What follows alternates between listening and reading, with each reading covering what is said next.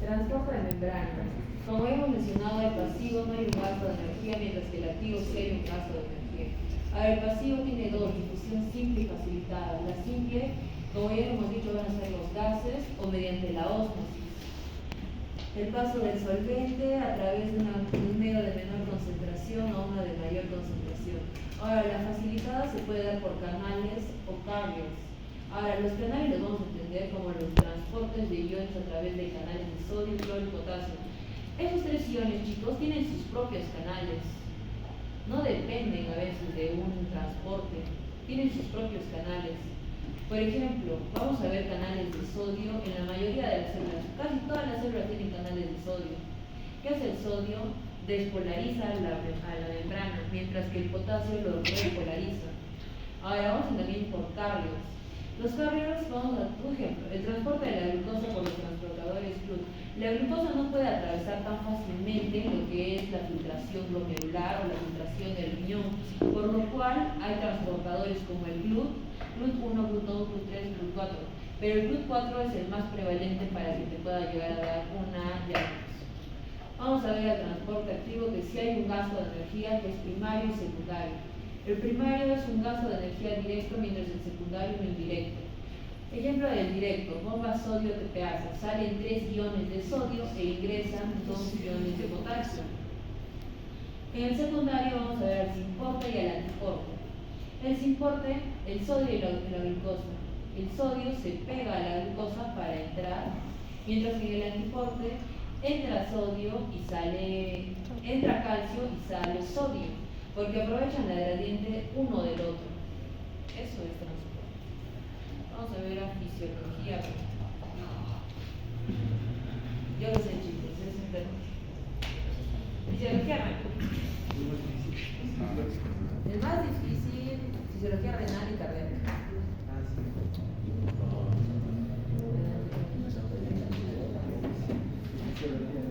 Vamos a ver. No, neuronales. ¿Así? Sí. Fisiología renal. Los riñones tienen varias funciones. Eso es lo que yo voy a mencionar. Funciones de excreción de sustancias metabólicas como creatinina, bilirrubina, nitrógeno úrico sérico, ácido úrico. Luego vamos a tener a la homeostasis hidroelectrolítica. ¿Para qué sirve? Para mantener la volemia del cuerpo en equilibrio. Ahí va a entrar lo que es la ósmosis. Presión arterial. El riñón también es uno de los que puede llegar a comandar la presión arterial, pero el riñón no lo hace a corto plazo, lo hace a largo y mediano plazo, mediante la diuresis o natriuresis de presión, pero principalmente por el eje renina-angiotensina-aldosterona.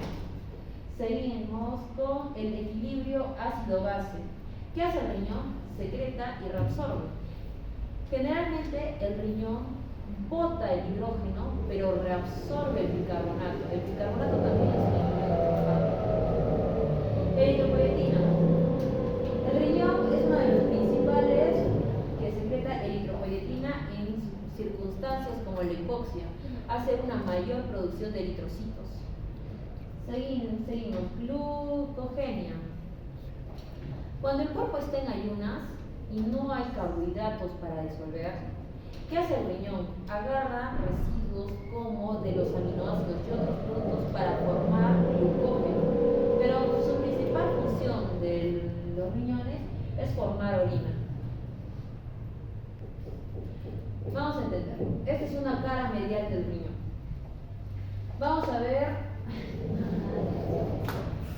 un hilio. Este es un hilio. El hilio va a tener a la arteria y a la vena renal, a los linfáticos, y va a tener también inervación. Y finalmente va a desembocar en los uretres. Ahora, como tal, el riñón en su cara medial vamos a poder observar una cápsula, una corteza, una médula, y en la médula se van a sentar los cálices menores, cálices mayores, luego sigue las papilas y finalmente forman la pelvis renal. También vamos a ver a las pirámides de Mampilli, que alrededor de cada riñón hay de 8 a 10, y el peso del riñón en un adulto promedio es de 150 gramos. Pasamos. Oye, eso se acuerda, eso no está bien.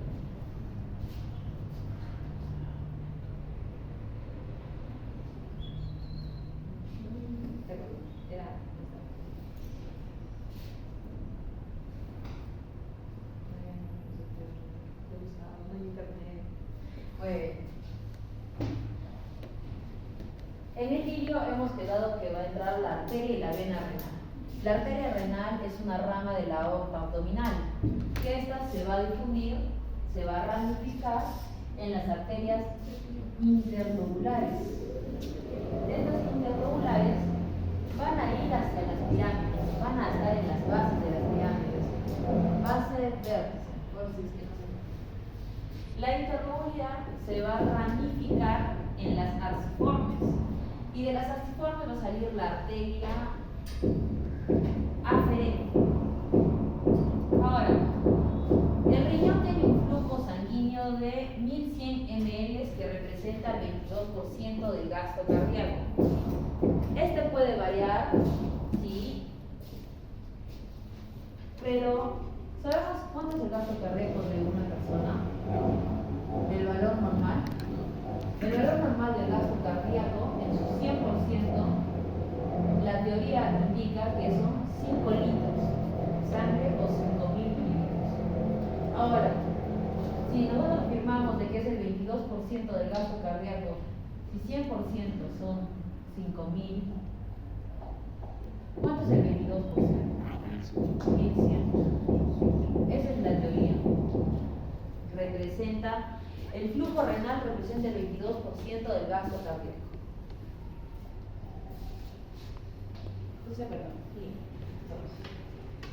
Hemos quedado que de las arterias arciformes sale la arteria aferente. La aferente va a ir al glomérulo. Esta es una imagen de barrido.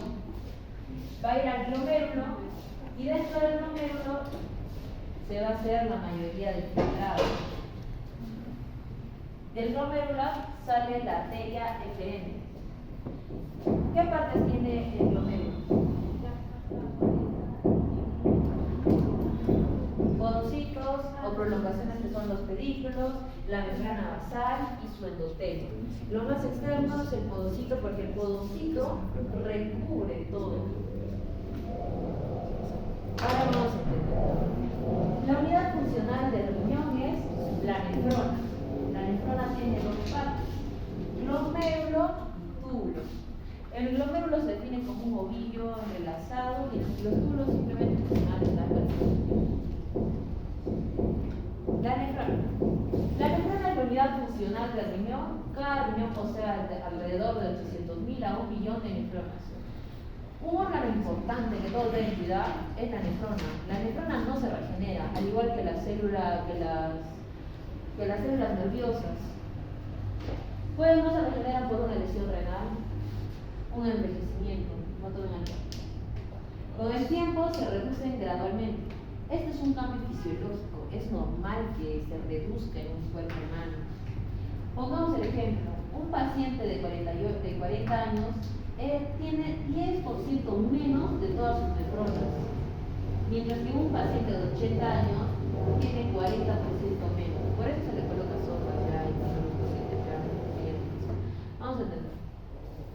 Corteza, médula. Arteria aferente, glomérulo, arteria eferente. Vamos a tener al túbulo contorneado proximal. Del proximal va a ir a la asa de Henle, que tiene una parte descendente y una parte ascendente. La descendente es fina, mientras que la ascendente, si se dan cuenta, tiene una porción fina y una porción gruesa. De ahí va a ir al túbulo colector distal, va a ser recogido por el túbulo colector, va a tener luego a...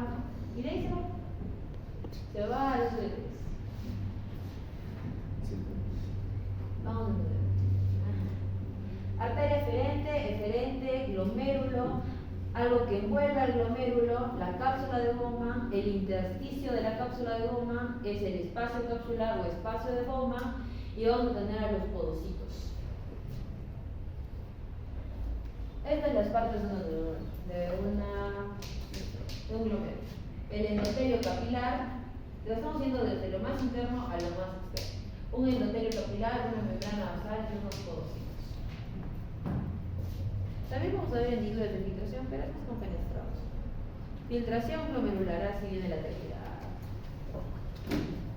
La filtración de líquidos desde los capilares glomerulares de la cápsula de goma son de alrededor de 180 litros por día. Se reabsorbe 179. Entonces, ¿cuánto orina generalmente el ser humano? En teoría debe orinar 1 litro por día. ¿Por qué? Sabemos que la orina es sangre filtrada. Entonces, los glomérulos filtran 180 litros por día, pero se reabsorben 179. Ahora, ¿cuál es la composición del filtrado? Es similar al plasma, excepto por las moléculas pequeñas que están unidas a las proteínas transportadoras. Puede haber sodio. La glucosa es patógeno. Si encuentran glucosa en orina es patógeno. Sabemos que entonces ahí la cápsula no está funcionando correctamente. También podemos encontrar ácidos grasos, pero en general las proteínas y las células no deben atravesar los capilares glomerulares. En un examen general de orina, tú no debes encontrar linfocitosis, neutrofilia o eosinofilia, no debes encontrar células, igual que proteínas. ¿Por qué? Porque la proteína te demuestra que las proteínas son células de gran peso molecular. Digamos, esta es la entrada del glomérulo, pero todo esto es la proteína, no debe pasar. Si pasa, es que ya está malogrado el riñón. Por eso se le conoce ese estado como proteinuria. Relación de los solutos filtrados por tamaño y carga eléctrica. ¿Cuáles se filtran más rápido? Las soluciones pequeñas, sodio y glucosa, y con carga positiva. Flujo plasmático renal. El flujo plasmático renal es el flujo sanguíneo renal por 1 menos el hematocrito, y el flujo sanguíneo renal representa el 22% del gasto cardíaco. Ya hemos mencionado que el gasto cardíaco en el ser humano es de 5 litros o 5.000 mililitros en teoría. Entonces el 22% del gasto cardíaco es 1.100 ml. ¿Qué era eso?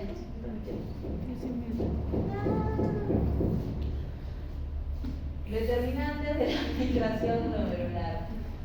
Vamos a ver a la presión de filtración neta, al coeficiente glomerular y a la filtración glomerular.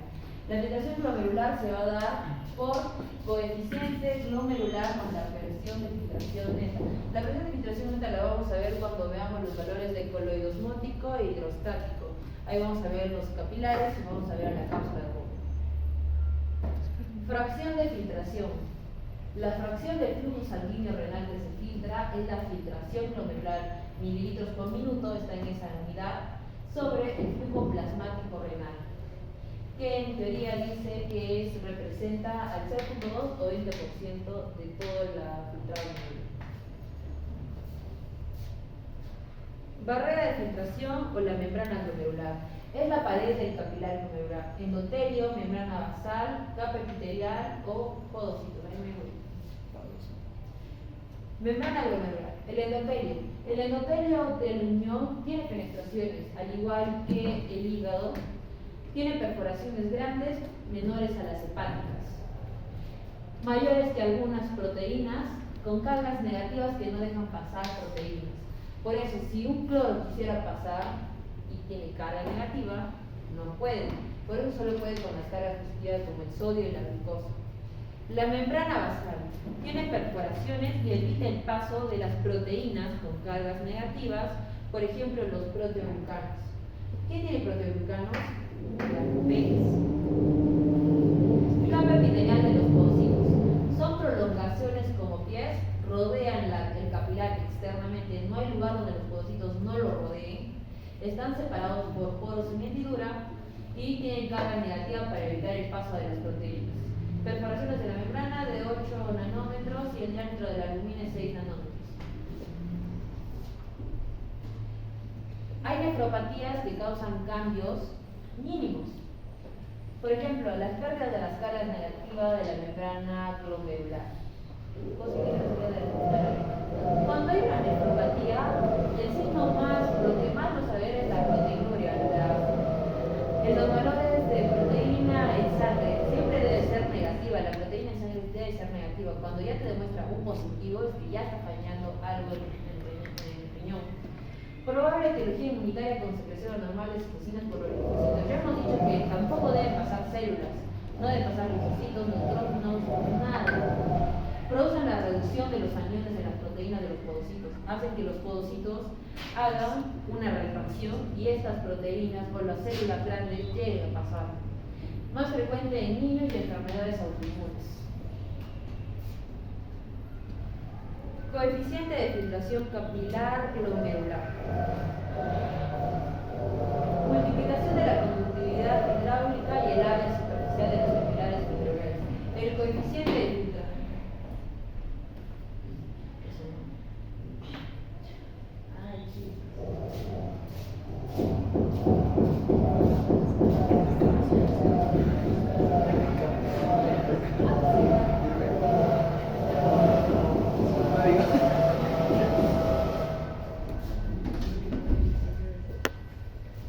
¿Está lista? ¿Ya acabó? ¿Cuántos son? 38 o 35. Así va a ser. 24.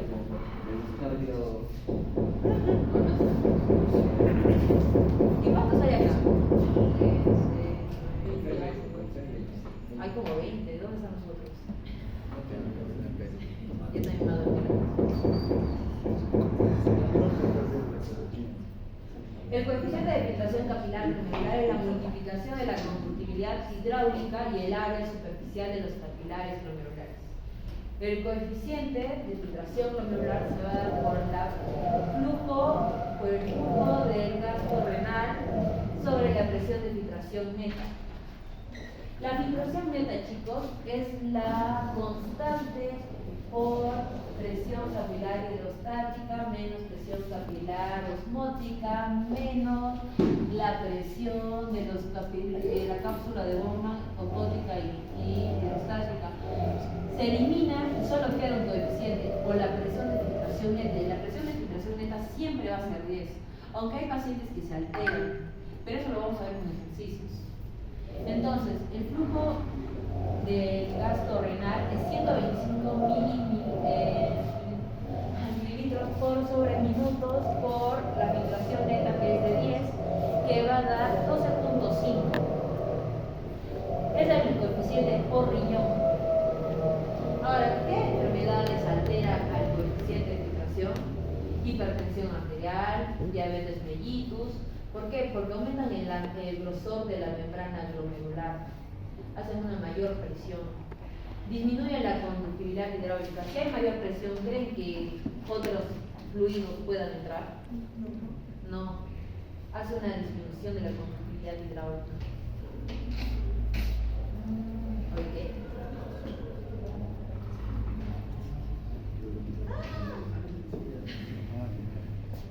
¿Dónde está los demás?